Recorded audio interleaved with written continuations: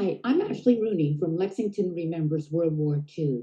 And today I'm going to be talking to Charles Brown Ketcham, who has quite a story to tell of his experiences in the Army during World War II. So I'm going to turn it over to Charles now. Welcome. I'm so glad you came, Charles. Thank you. I'm pleased to be asked and to share what I can. I was drafted into the Army right out of high school, just before the advent of D-Day. Mm. So I had applied for training as a naval officer and was rejected because of stigmatism in my vision, that they would accept no one with glasses or need for glasses. And so I ended up being drafted, and I had done fairly well on the tests, which preceded my application for the Navy. So I was sent to Camp Stewart, Georgia, to become a meteorologist, and I was asked to learn how to use a theodolite to measure balloons, so that we could get wind readings for the anti-aircraft guns, the big 120 millimeter guns that shot down the high bombers. But shortly after I arrived there, I was told that nobody was in danger apparently as a meteorologist, and so they didn't need me. And they must have been so disappointed. to Camp Housey, Texas, for a 6-week advanced infantry training, which I completed, and was then immediately shipped to Boston. And from Boston, I boarded a liner with 1,000 or so other GIs, went to Glasgow in Scotland, Yeah. took the train down. By this time, the fighting was in France, and in the center of this for the kind of thing that for which I've been prepared, Bastogne and armored warfare was already happening. My division was the 10th Armored Division. I was in the 54th Armored Infantry Battalion, and this was in Bastogne during that heavy advancement by von Rundstedt and the German army, which broke through the American lines at that time. And the number of casualties was great at that.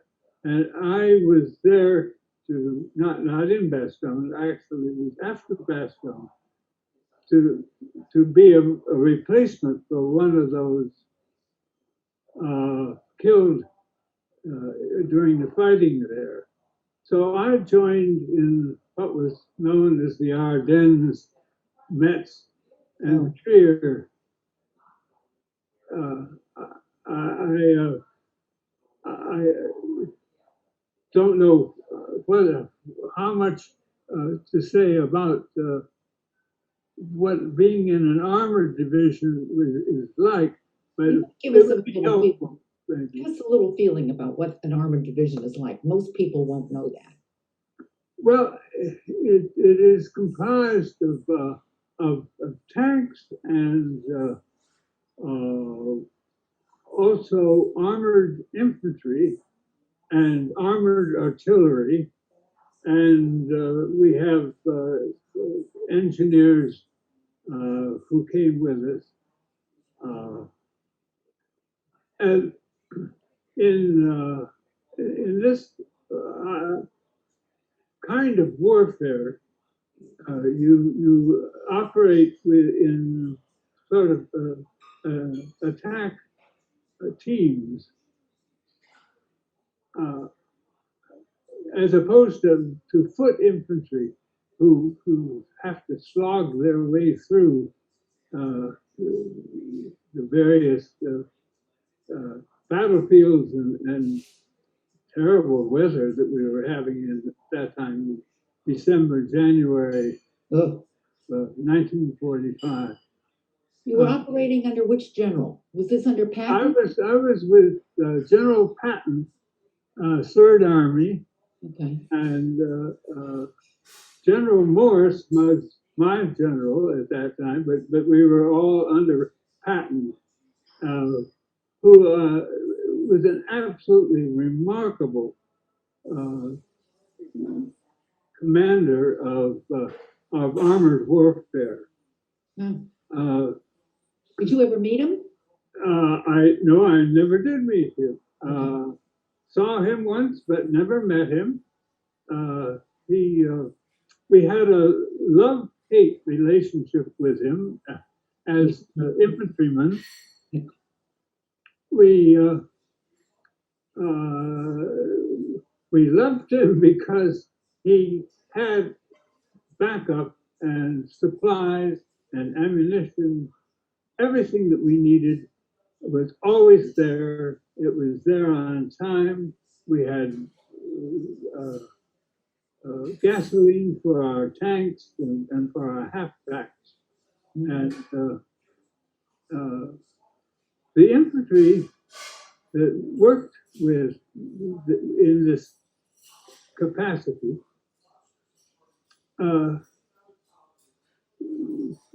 we were divided into squads, and there were 8 or 10 of us in each squad, and each of us had each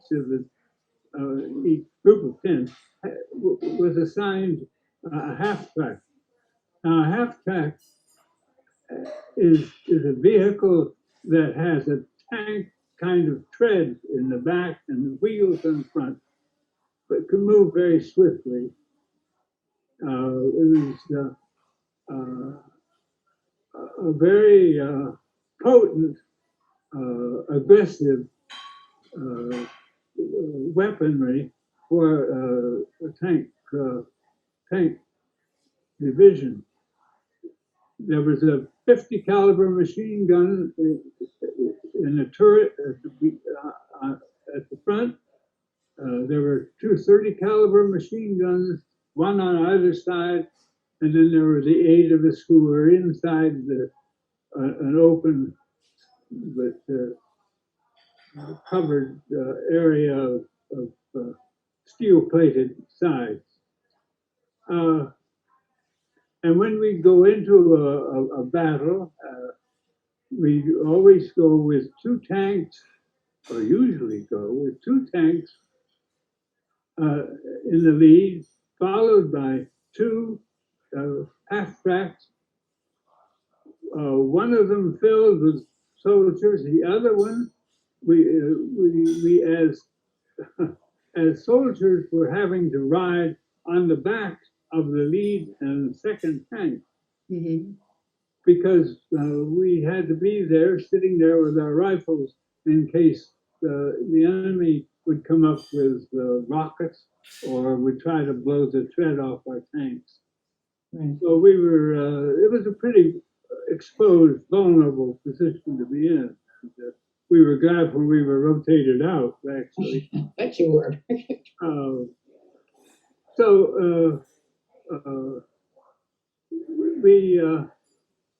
We could move very rapidly, respond very rapidly, and so I started in the Ardennes, and in the battle for Trier, and we fought our way over to the Rhine River, crossed the Rhine at Mannheim, and then we headed south. And at this time,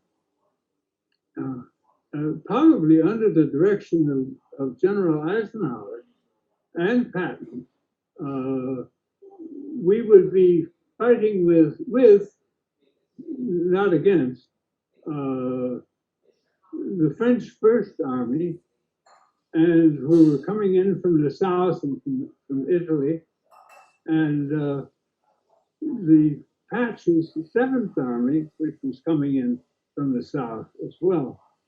So we were with the Third Army, French First, Patch's Seventh Army, and then back into the Third Army again. Well, did you enjoy working with the French? Could you all understand each other? How did you?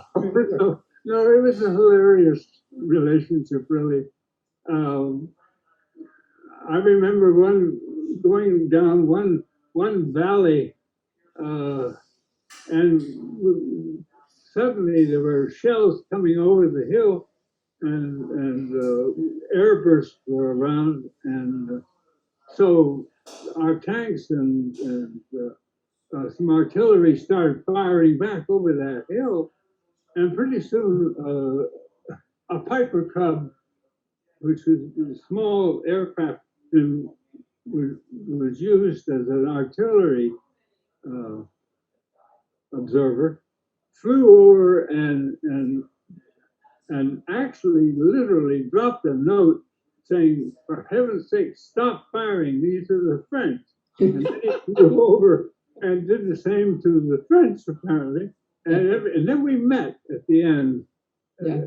Well, there was a big celebration. Everybody hugged everybody, and it was not a disciplined experience the way it is with Patton. With Patton, everything was ordered and orderly and business. But with the French, when we got to the village at the end and taken that village, the French camped down and started cooking chickens and other things that they found. And we had a party, and they brought out the French wine and everything. oh yes, they had plenty of French wine. And at this point, you're how old? About 19, 20? Me? Yeah. Yes, no, I was, let's see, at that time I'd be just 19. Amazing. I actually, I was in combat as an 18-year-old, even though Roosevelt had said, made a declaration that nobody under 19 would be in combat. Well, nobody paid much attention to that, really. Once we got rolling, they didn't ask us how old we were. They just assumed we had been assigned, and so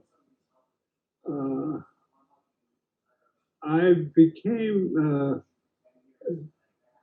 19 in March of that year.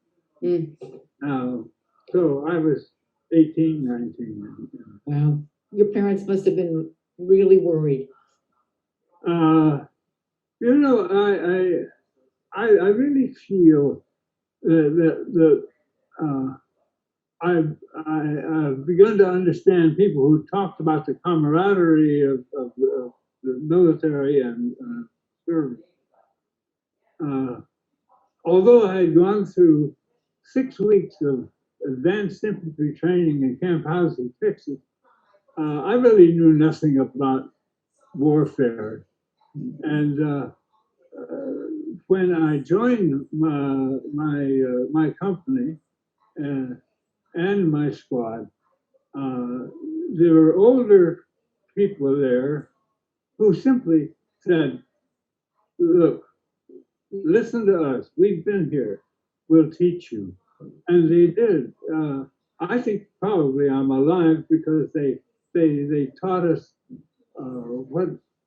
what the shells sounded like when they were coming in. They they knew what they were like when they were coming over our heads because they were friendly and they were to get the enemy. Uh, they told us how to survive in various situations. So we had a, a really tight community there. So you had mentors, really. It wasn't like in Vietnam where we had so many young people over there at once. Oh, well, it was totally different. I feel I've talked to people who've been in the and have friends and who've been in the Vietnam conflict, and that was a totally different kind of war Right. and warfare. I feel I use the word clean to talk about World War II. I mean, we knew who the enemy was. We knew how he dressed. We knew what his equipment was like. Uh, we uh, um, we knew that he worked in divisions and battalions like we did. Uh, Vietnam must have been ghastly. I mean, you didn't know where the enemy was, who the enemy was. You were in tropical weather. Yeah. Okay.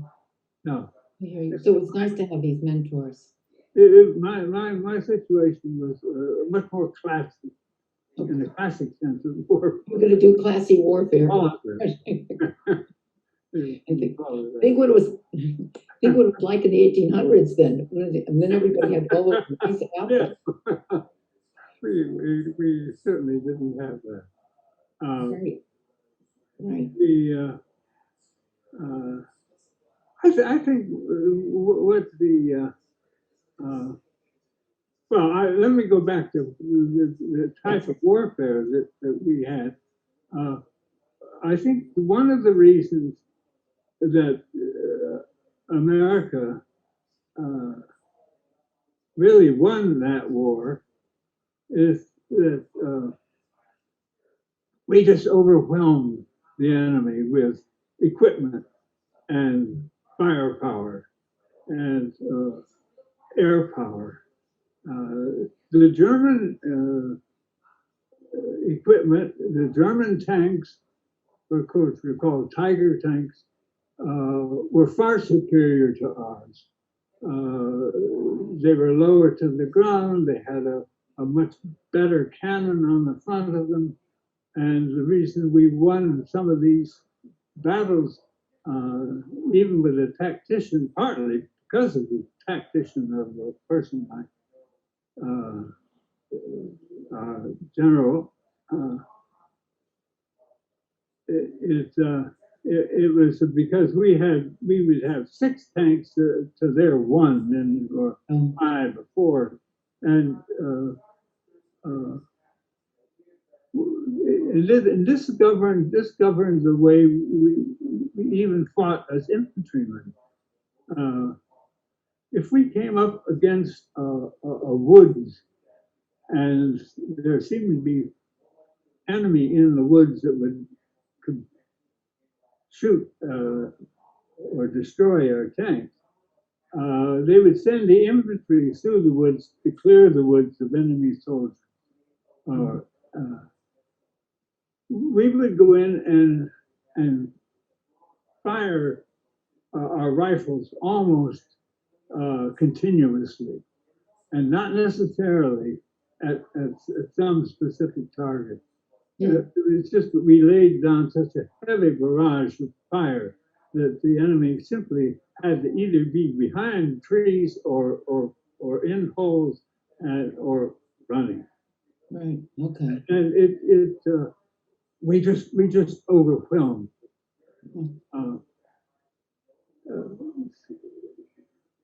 But then when we would clear the woods, we would go back and get with the tanks, and they'd go down and take the village or the city or whatever it was. Still had to be hard. Now, you had quite an experience at one point, I think, and I read it in the book A Common Purpose, which Oh yes, oh which yes. I thought was excellent. Excellent book done at Brookhaven about people who served during the war and what happened. And what you said there in starting your chapter was, we do not speak of war. War is captured only in the long vacant stares, in the silences, in the trembling fingers, in the memories most of us keep buried deep within us, in the tears. And Chris Hedges spoke those words in a speech in New York on the 11th anniversary of the war in Afghanistan. Certainly a different war than World War II, but it applies to all wars, all veterans, all of us who were purveyors of death. It applies to me, and I only can witness.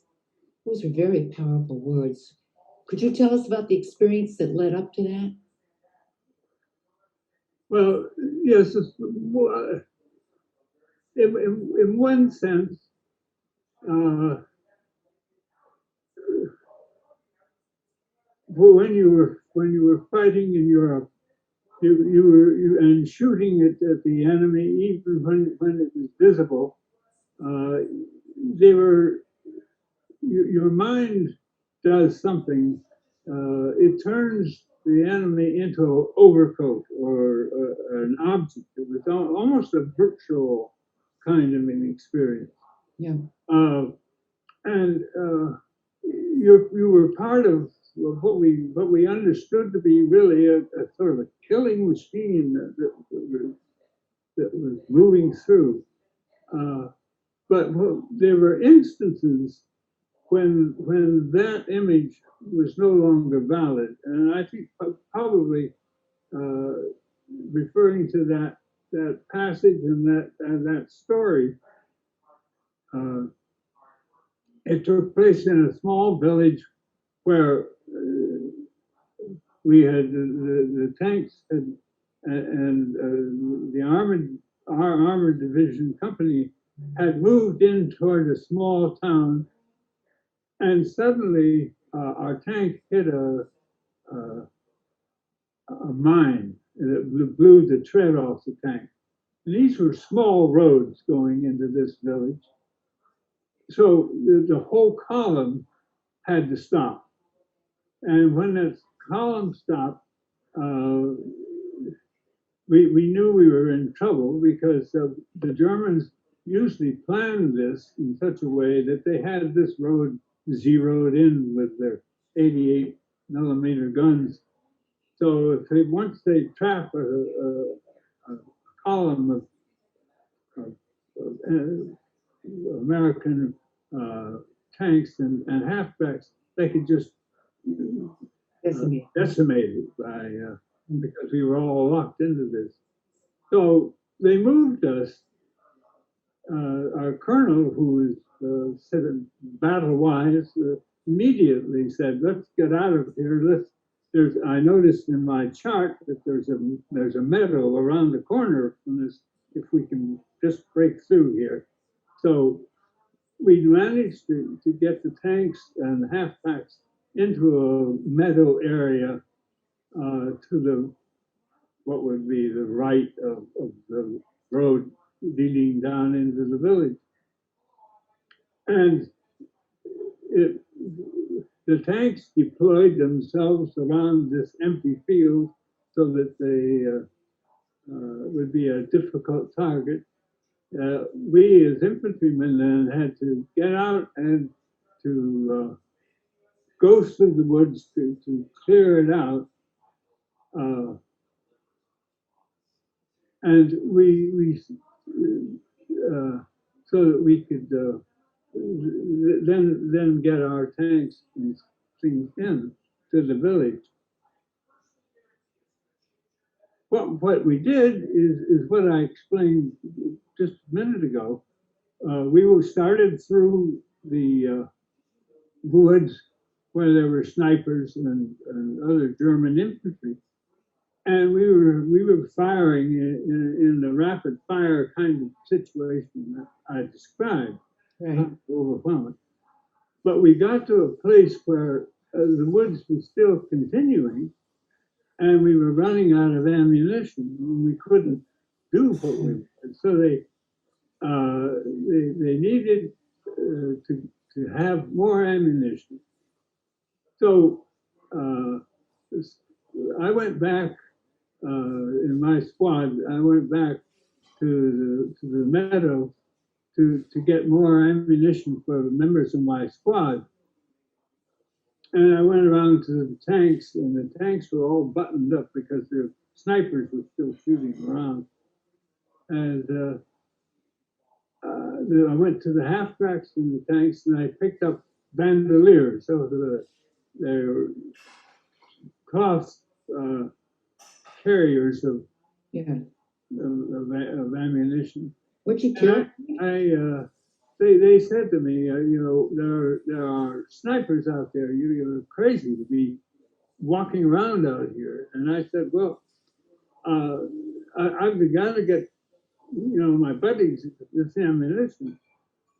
So I said, just throw them out and I'll pick them up. I'll keep walking and I'll pick them up. And which they did. And I kept walking around, and I could hear the bullets whizzing around. Oh.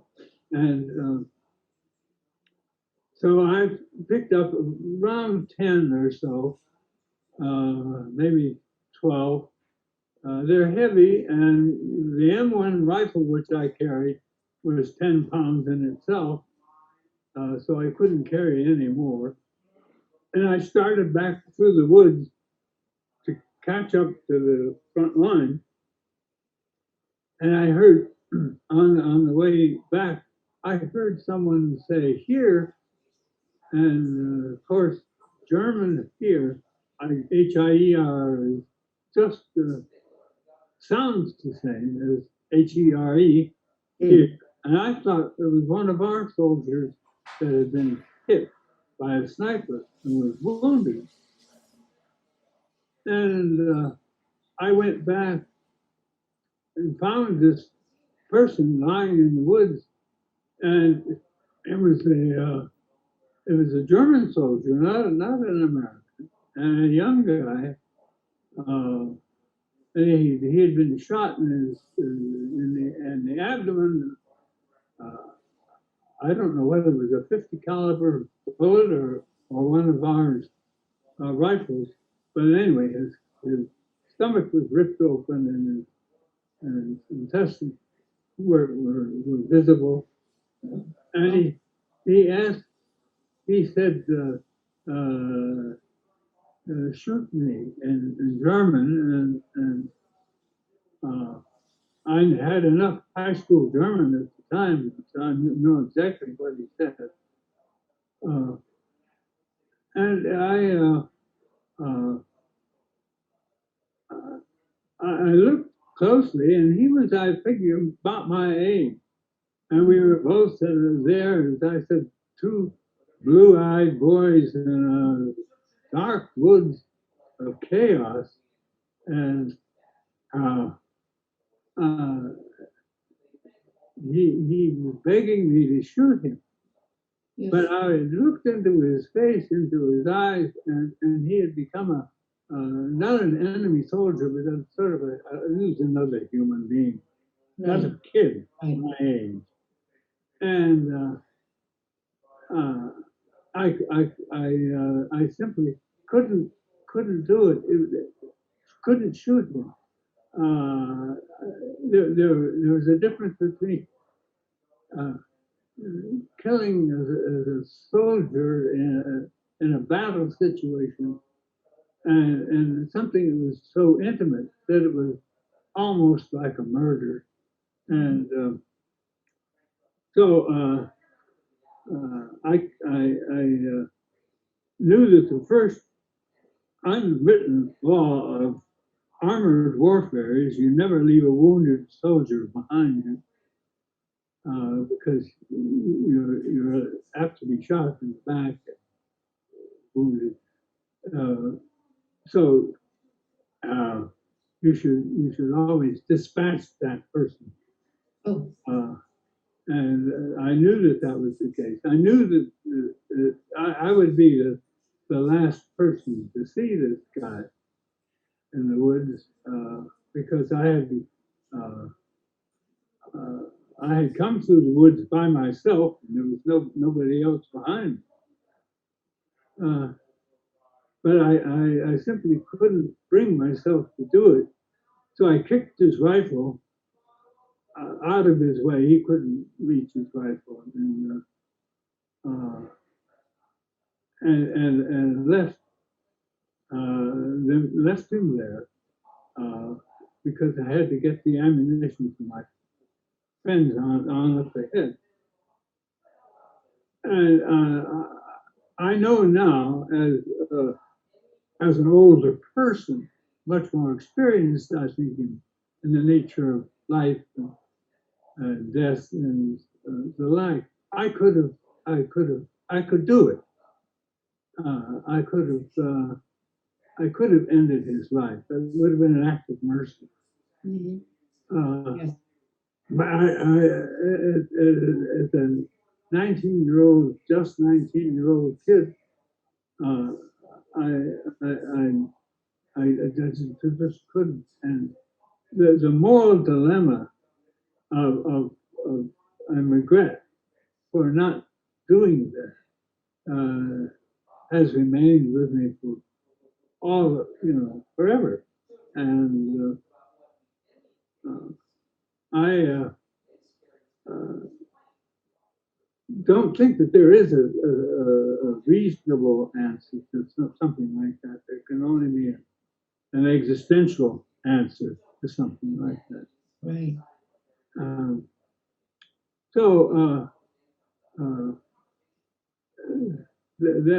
that was an intimate Mm. kind of experience that changed my understanding, I think, of the broader nature of warfare.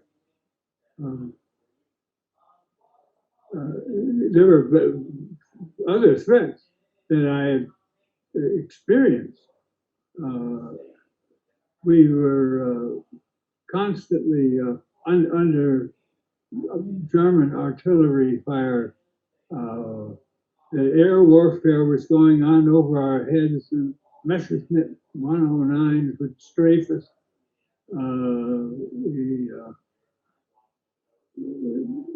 We learned how to cope with that kind of experience, but this intimate experience of one-on-one, Yeah. 2 feet away, uh, I just felt I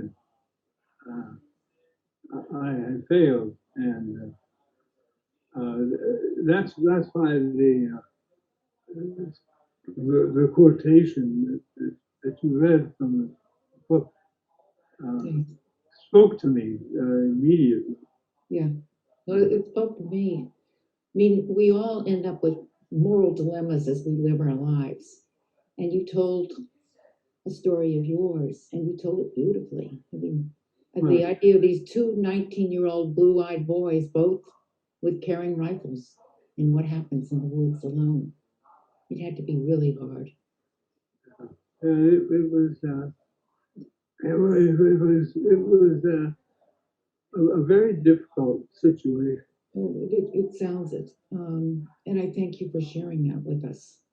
I mean, if you come out, it's funny, we have talked to many vets, and what do you come out of the war feeling? How has this slanted your feeling about war subsequently now? Well, there's some ambivalence still there. I still think I think war is a hideous thing. It has to be a last resort. Um, but I came out feeling that I had been part of incredibly powerful machine that had killed a lot of people and leveled a lot of towns.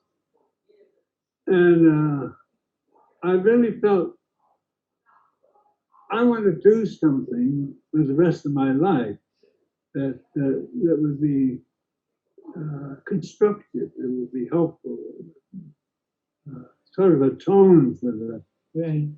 experiences that I had been through. And it's and so I ended up growing up in a town in Ohio where the person of greatest admiration in town was the local doctor.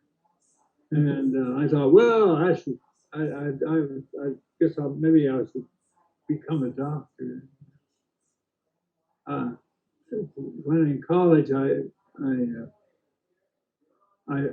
couldn't abide organic chemistry and a few of the other. I ended up going into teaching. And from teaching, I went into the ministry and became a clergyman, and then left after a few years, left the church and became a professor. But I felt I wanted to do some sort of constructive thinking. I can see that. I am frightened by the anger that I feel in our country right now, with armed groups of citizens and with no discipline on either side of this. And having experienced that, I am apprehensive about your immediate. Well, you know how awful it can be and what carnage it can come of from it. So, I mean, one of the reasons we do these video interviews is so the next generation can understand what war is like and maybe get some realization of where they're leading, where they're going with some of their anger at times. And you really help put a handle on it and a focus for this. Oh, thank you. I thank you very much. It's a wonderful story you told. And the ethics of it, I mean, I'll tell my grandson tonight and let him think about what he would do in such a case. You know, it is a difficult situation because it is so immediate and I used the word existential before, but it is that because in certain situations it would seemingly be his life or my life, and it forces people to make decisions that they neither approve nor like. right. And I find that appalling. You know, for all the hideous bits of war, there are some things that come out that are positive.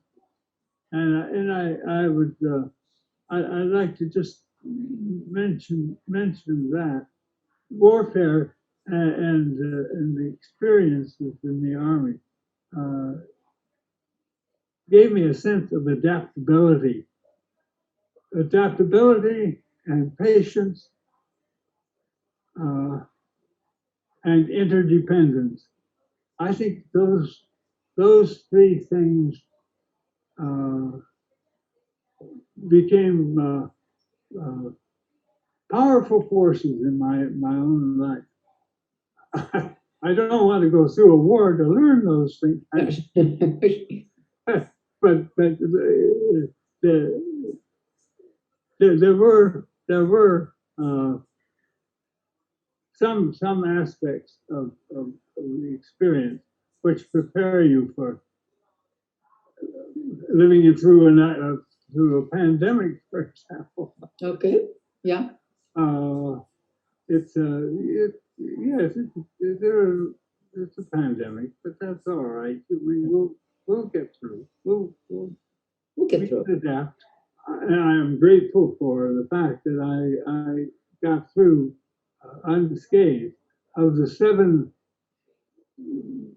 young men who joined the 10th Armored Division when I did at Bastogne, or just after on the Bastogne, uh, uh, only 2 of us survived Oh, the rest of the war, and it's that's a difficult thing to carry with you. I thank you for speaking with us today. Well, you're more than welcome.